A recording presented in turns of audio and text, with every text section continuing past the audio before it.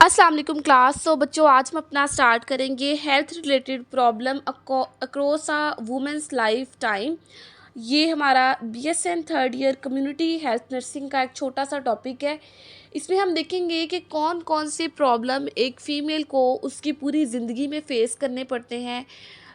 सबसे पहले बच्चों, इसमें हमारे पास जो पॉइंट है वो है इन्फेंसी एंड चाइल्डहुड।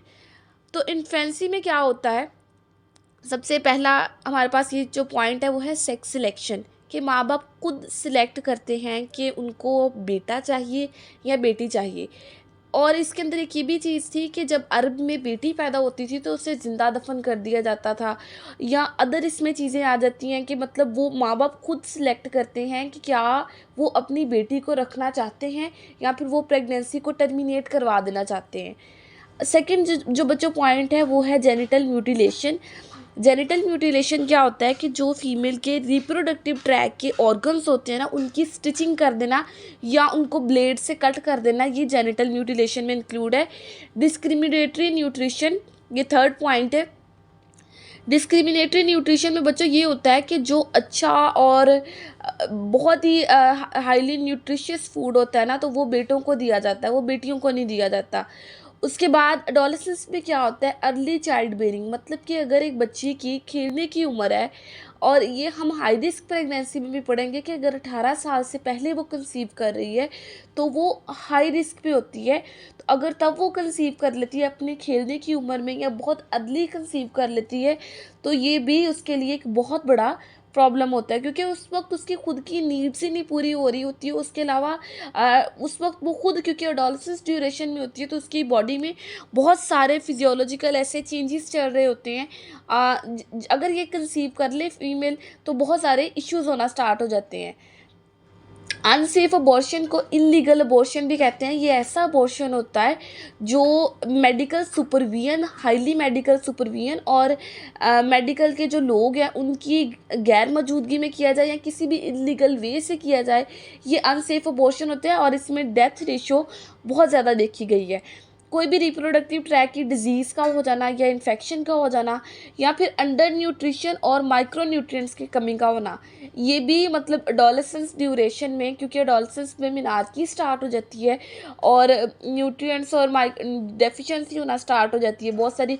और इस ड्यूरेशन में बहुत सारे बच्चों इस फेज से भी गुजरते हैं कि वो जो उनकी बॉडी में चेंजेस हो रहे होते हैं उसको नहीं वो कर पा रहे होते, और कुछ बच्चे खाना पीना छोड़ देते हैं। बहुत सारी ऐसी चेंजेस होती हैं एडोलेसेंस ड्यूरेशन में, जिसकी वजह से माइक्रो न्यूट्रिएंट्स की डेफिशिएंसी और न्यूट्रिशन जो है ना उसकी डेफिशिएंसी हो जाती है। सब्सटेंस अब्यूज़, कुछ लड़कियां जो, ये बच्चों फॉरेन में है, पाकिस्तान में नहीं है, कि वो सब्सटेंस अब्यूज़, जो ये नशावर चीज़ें इनको लेना स्टार्ट कर देती हैं एडोलेसेंस ड्यूरेशन में। नेक्स्ट है बच्चों हमारे पास रिप्रोडक्टिव ईयर। रिप्रोडक्टिव ईयर्स में वही कि प्रेगनेंसी जो है वो अनप्लैंड है, उसके अलावा अनसेफ अबॉर्शन है, इन्फेक्शंस का हो जाना। अब प्रेगनेंसी अनप्लान्ड थी, वो हो गई, उसके बाद कम्प्लिकेशंस का हो जाना, डिफरेंट कम्प्लिकेशंस हो जाती हैं। उसके बाद malnutrition, specially iron deficiency. Iron deficiency Pakistan पूरे में most and most common complain है। उसके बाद बच्चों पोस्ट रिप्रोडक्टिव ईयर में क्या होता है? Cardiovascular diseases, gynaecological disturbance, osteoporosis. क्योंकि बच्चों ऑस्टियोपोरोसिस कैसी होती है कि जब मेनोपॉज होता है ना, तो एस्ट्रोजन हार्मोन का लेवल कम हो जाता है। जब इस हार्मोन का लेवल कम होता है तो इंक्रीज डेंसिटी, इंक्रीज लॉस होना शुरू हो जाता है, बोन लॉस इंक्रीज हो जाता है एस्ट्रोजन हार्मोन की डेफिशिएंसी की वजह से।